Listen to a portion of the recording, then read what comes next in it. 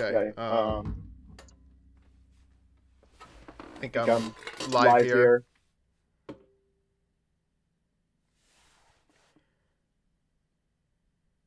Hold on. Just give me a minute, guys. I'm Just looking. Just looking here. It's Just just me today.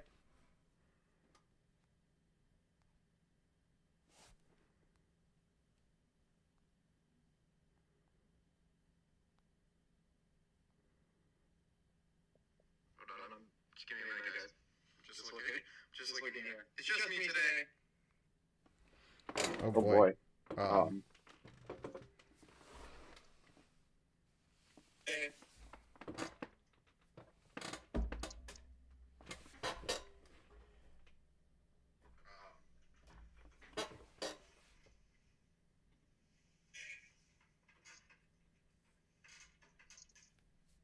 Okay.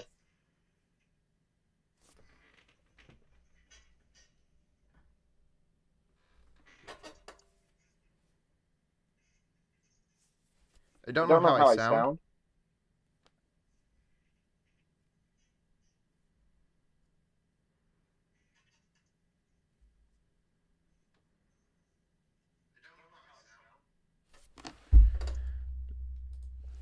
Give me a minute.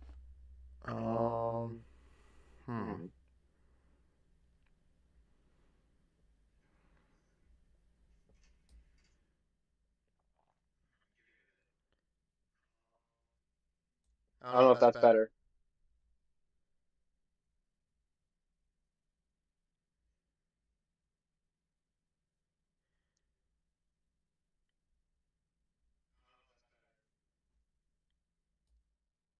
How about that? I think that's better. Maybe?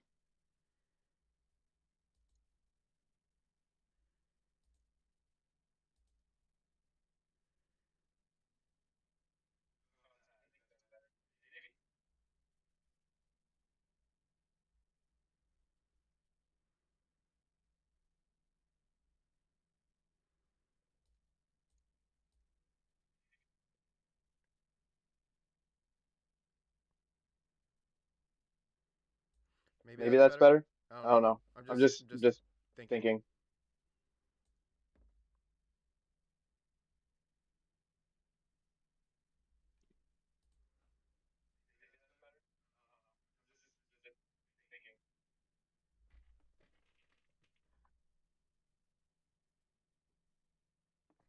Okay, hopefully.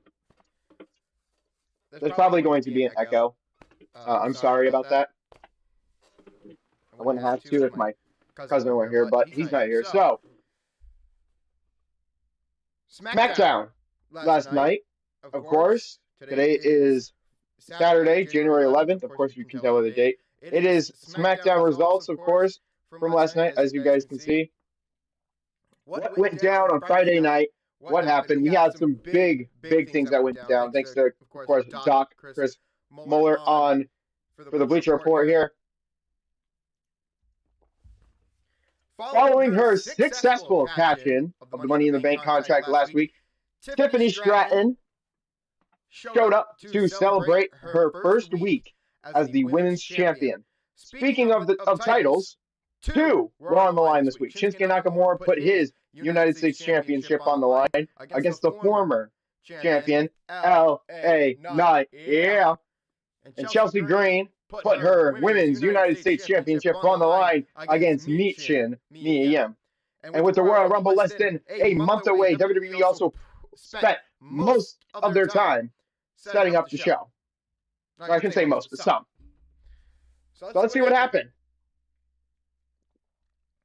SmackDown opened up with a quick recap of the Raw debut on Netflix before Paul Heyman came out to discuss Roman Reigns winning back. Or came out to discuss Roman Reigns winning back his Ulafala and becoming the tribal chief again. Cody Rhodes came out, had some exchange with Paul Heyman before Kevin Owens showed up a few moments later. He insulted Rhodes until he leapt over the barricade and went after him. Meanwhile, Heyman was alone in the ring when Jacob Fatu and Tama Tonga showed up. Jimmy tried to make the save but was taken down by Fatu. Rhodes eventually made his way back to the ring to help drive Fatu and Tonga away. And after the break, we got our first championship match. Michin was in the ring waiting for Chelsea Green to come out and defend her United States Championship. The challenger was aggressive right out the gates. She was the one who Green defeated to win the belt. So she was hoping to right a perceived wrong. Or a perceived wrong. Unfortunately for her, Piper Niven was at ringside to give the champ an unfair advantage. This was a pretty average match. Chelsea Green and Mia Yim both looked good, but this didn't quite live up to their previous performance. Green retained with a pin after Michin jumped from the top rope, catching her and rolling her up and grabbing the tights for the 1, 2, 3.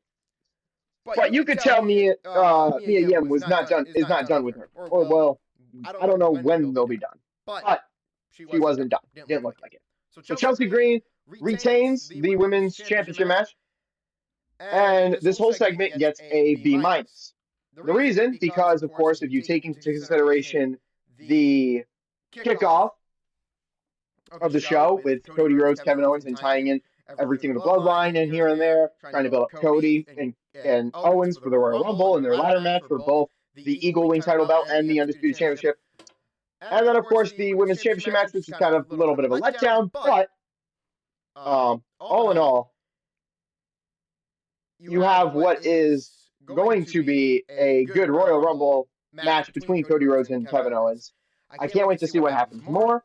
My predictions will be coming out, of course, the 30th of January, so look out for that live here for predictions, of course, of the Royal Rumble. And then, of course, it gets the minus. The grade was a B-. I think I'm going to stick with that grade because if you look at it overall, the minus comes in. You know, Green and Michin didn't live up to what we could expect from both of them. They're both talented women, don't get me wrong. Even before coming into the building, like, she did this whole video of people just reminding her of her 2014 little shtick with the whole Brian fucking, yeah, you guys remember. But again, this was a pretty good opening for WWE. I liked how they opened up with a recap of Raw's debut on Netflix. Next up, of course, we had a tag team match. One of the tag team matches here. Los Guerrillas took on Pretty Deadly. Kit Wilson and Elton John Prince were in action this week against Legado del Fantasma, Angel and Berto. So all four men started fighting before the ref could even call for the bell. The High Flyers took control first and used their speed to keep Wilson on defense. While this was not a totally one-sided battle, Los Guerrillas definitely dominated most of the action. Of course, Wilson even tried to yell for DIY to come help them at one point. But of course, Angel and Berto scored a win thanks to a little help from Santos Escobar and of course Electra Lopez. This was short and uneventful, but Los Guerrillas getting a win is never a bad thing. They are a great team with unlimited potential. Los Guerrillas defeating Pretty Deadly with a C+. They didn't show much of this match, honestly. Like, Wilson, I think Wilson, yes. I think Wilson yelling for DIY to come help them is, of course, a hilarious spot.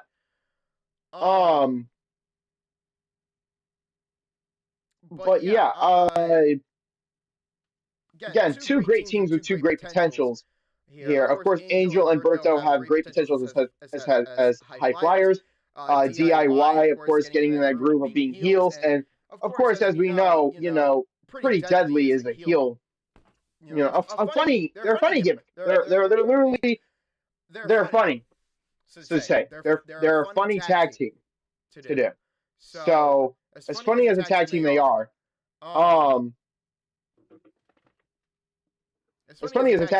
they are pretty good in the ring. I can't wait to see more of them.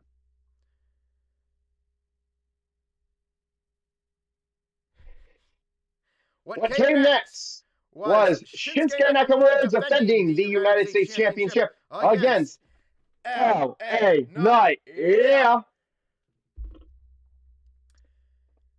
Now, of course, as we saw Jacob Fatu in the back, pushing security guards like, you don't want none of this. LA Knight. LA Knight pushes, fucking beats up Jacob for 2, throws him out of the door, says he can't seem to use his indoor voice, so I had to kick him out. Now I gotta tell him I should go win. Yeah. And you see a smile on Nick Aldis' face, and oh my god, it was a good way. So Nakamura defended his United States title against the man he defeated to win it, Knight. They kept locking up and finding themselves in a stalemate. They felt evenly matched in almost every way, which is always a fun dynamic for a match. Knight eventually found a way to take control and brought Nakamura out of the ring to slam his head into the announce table several times. These two have had a handful of matches, and their chemistry has grown with each encounter. Nakamura's versatility pushes LA Knight outside of his comfort zone a bit. What ruined this is, of course, one of the things that I personally do not like, which is a disqualification or a count-out victory, which sucks, because you need to know when to use them and when not to use them. Here, it's a championship match, so that's pretty disappointing as bad.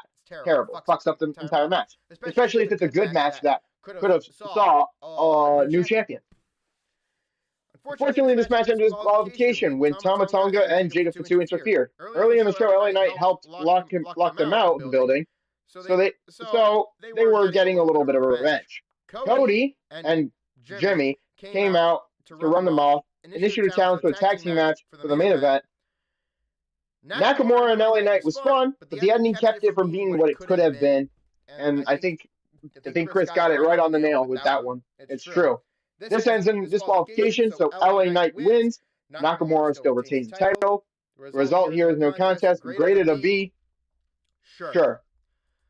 I'm going to give it a B minus, just for the fact that the minus comes off when you consider the disqualification. But what saved it is Cody and Jimmy coming out to run them off and issue a tag team match. So there's that. Nakamura's entrance is always cool. I've always loved Nakamura. When he first came and hit the scene to the main roster, I thought his theme song was amazing, and it still never disappoints.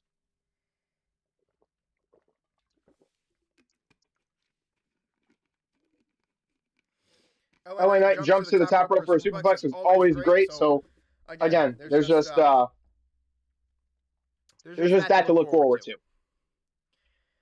The second tag team match we got, of course, is A-Town Down Under. Oh my god, I hurt my wrist doing that. Ow. I haven't stretched. A-Town Down Under versus the Motor City Machine Guns. Hopefully I'm doing the hand gesture right. If I'm not, you can roast me in the comments. So after a segment backstage with Nick Aldis and some of the SmackDown tag teams, a match was booked with Austin Theory and Grayson Waller taking on Chris Sabian and Alex Shelley. These two teams could not be more different. Shelley and Sabian are fast-paced wrestlers who work at breakneck speeds. But Theory and Waller, though, they're a little more methodical and employ more of a power dynamic. It's always fun to see David fight Goliath, but seeing it in a tag team match is not as common, so it creates a fun dynamic. This match had a quick pace and a lot of double team action. So Motor City Machine Guns played good underdogs who would get in short bursts of offense. Everyone was working well together and put on an entertaining performance, but in the end, Shelley and Sabian were able to pull off the victory with skulls and bones. Great tag team match. I suggest to go watch it. I think it's fun. Don't take it from me. Probably take it from people who actually saw it. Again, mind you, I don't have cable, so I didn't get to see most of the shit. I actually did a whole recap on YouTube of watching what happened, so I know what went down. This is real. Again, I watched the tag team match back. It's a really good tag team match. Go watch it. It's great. I recommend it. The moment we've been waiting for, ladies and gentlemen. It's Tiffy time. If you guys haven't checked your watches or your phones, but it's Tiffy time. Last week, Tiffany Stratton cashed in her briefcase and won. To speak on that, if you guys remember my old live streams, you guys remember that I did talk about how I think Tiffany Stratton should have cashed in and failed. But like I said, if you were to ask me, like, in 20, like back then, if you were to ask old me, should she have cashed in at any point there? My answer would have been no. But if you asked me if she would have if you asked old me if she would have cashed in 2025 and won the title, hell yes. My answer would be hell yeah, because she's the future star. The reason I didn't think she would cash in that 2024 is because she's too young, she's too arrogant, and she thinks she's got it in there, she's in over her head, right? She's a young superstar, but she is the future. She will become. I see her being a future women's champion. So to see it here for the new year, I think that's brilliant. But we need to see why she's here. Tiffany Shrine came out after a break to celebrate winning the women's championship. She got a standing ovation from the crowd, especially when Byron Saxton interviewed her. Nia Jax came out and called her ungrateful and threatened to end her life. Ooh. It's a little harsh there, don't you think? The segment led to a fight that ended with Aldis booking a #1 contenders match to see who gets to fight Tiffy next. Now, out of these 4 competitors, ladies and gentlemen, you got Bayley, Nia Jax, Bianca Belair, and Naomi. Now, I'm not a gambling man, but Nia Jax is a heel, Bayley's a babyface, Bianca's a babyface, and Naomi's a babyface. So I can already break down who won this, just without having to watch it. But even though I did, Nia Jax is a heel. Tiffany Shrine is somewhat considered as a heel mixed into a babyface. Like she's in the process of transitioning. So I'll let her say that she's right now in that babyface turning stage. You know how Damian Priest was? He's in that phase of turning into a babyface. So automatically you think, okay, well, maybe Jax should win, right? Because Bianca Belair, because Bayley, keep her in 2024. Bayley, fucking, throw that bitch to California. I do know that California's on fire, but again, many supports to the people who are helping the fires in California. But Bayley, yeah, Nia Jax should have won just to be here and do this, because Bianca and Naomi are tag team champions. They don't need another title on their fucking around their waist. 3 babyfaces and 1 heel. The 3 babyfaces teamed up on Jax and drove her out of the ring almost immediately. When Jax was in the ring, everyone else would fight her. As soon as she was thrown out again, Bayley and Bianca would start going at it. These two have had a lot of issues dating back to 2023. So they weren't holding back like Naomi and Bianca did against each other. Candice LeRae eventually showed up to provide support for Jax, but it ended up not making a difference because Bayley would score another pinfall on Naomi to win the match. So Bayley won the Fatal 4-Way to face Tiffany Stratton and become the #1 contender. And you'll wonder why this is graded a B-. You're not creating stars here. If you had put in Bayley, Naomi, Candice LeRae, Nia Jax, then maybe it might feel a little bit good. I think what WWE is going to do now is they're going to use Nia Jax and Candice LeRae to win those women's tag team titles, so then we can start the Bianca and Jade Cargill feud that WWE's been waiting to do for a while. Tiffany wasn't acting like a complete babyface, but a lot of her heel tendencies have faded away. And that's true. So here's the thing. The problem, this is one of the other problems with having Tiffany as champion, is that, yeah, she's good as a heel, especially as a champion. If you haven't seen her work in NXT, go back and take a watch at that. But the problem here is that she could work good as a babyface like you're seeing now. It's the transitioning that's really getting to her. The crowd's behind her, and WWE's got to eat this up. But having Bayley as a babyface win is not going to work. It's not. It's not going to work. Because now you're going to have to expect Tiffany to be a heel.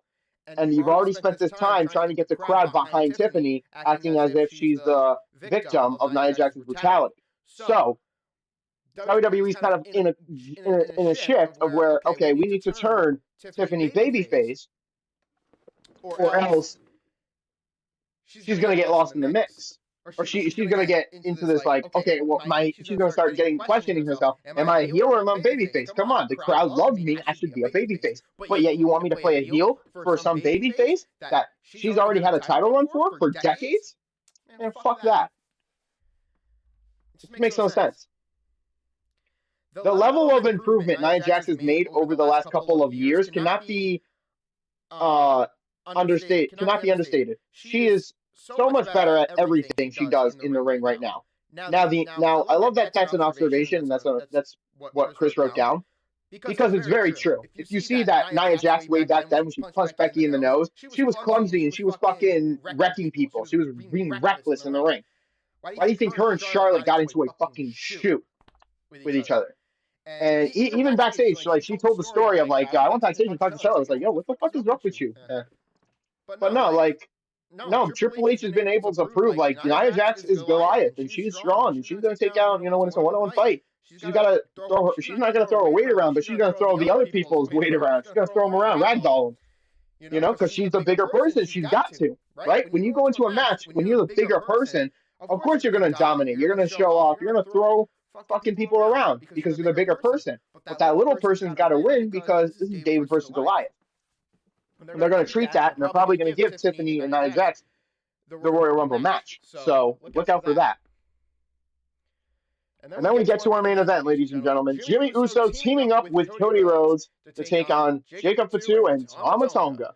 Where the fuck is Tonga Loa, man? A lot of people don't want to see him. But this week's main event saw Jimmy and Cody team up to take on Fatu and Tonga. These four had been fighting on and off all night, so all this wanted them to finish it in the ring. Sure. Why not? I can't believe you thought of it before I did. Once the initial brawl settled down, Tonga and Fatu began to isolate Uso with quick tags and double team moves. For a long time, Jimmy was struggling to gain any sort of momentum. The American Nightmare got to tag and turn the tides in his favor with a series of high impactful moves. Of course, Dusty Rhodes' bionic elbow. I don't know why I had to do that whole sequence for you, but whatever.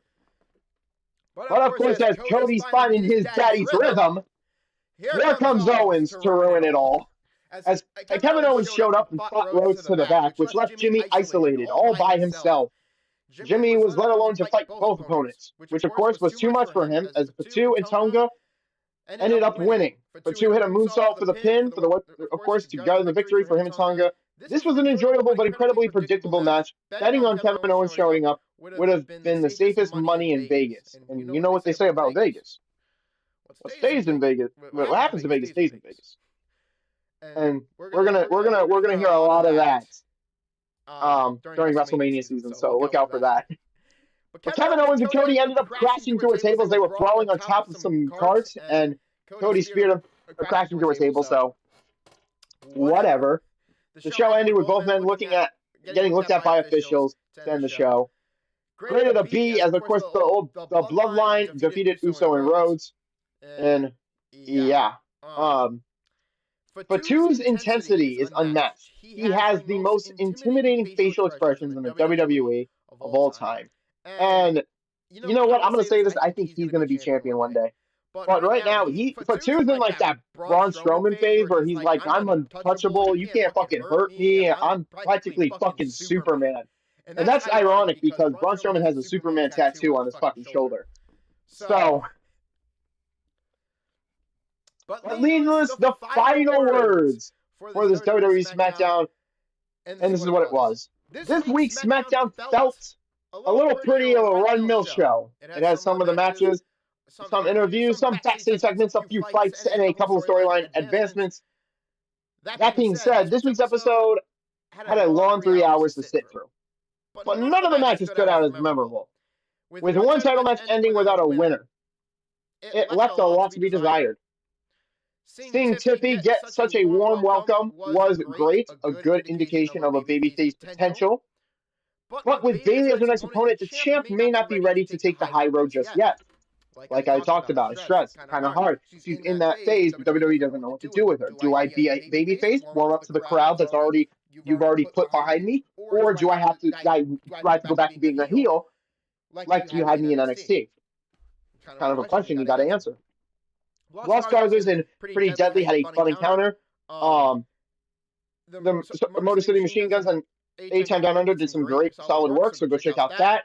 Next week, we will likely see Los Garza take on the Motor City Machine Gun fight for the next shot at the tag team titles. The Blue Brand being 3 hours is going to take some getting used to, but if the company wants to do well, it needs to start putting in more matches than just 2 every hour and show off some more superstars. For example, Apollo Crews being a snitch backstage isn't going to do much, but you need to actually put him in a match and get him somewhere. Because he will be next on the budget cut list if you don't. Overall, show grade was a C+, and honestly, I'm going to leave it there with that. It is a C+. There's nothing more to say, nothing more to talk about. As for there is that.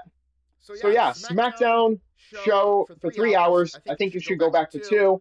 But again, the 3-hour schedule is what they're going with because, again, right now it's a good idea to get more superstars. My initial thought when they went to 3 hours is, hey, put more superstars on the show, right? Put more matches on the card, right? Like, why are we putting, like, why are we doing this 4-match kind of shit and no advancements?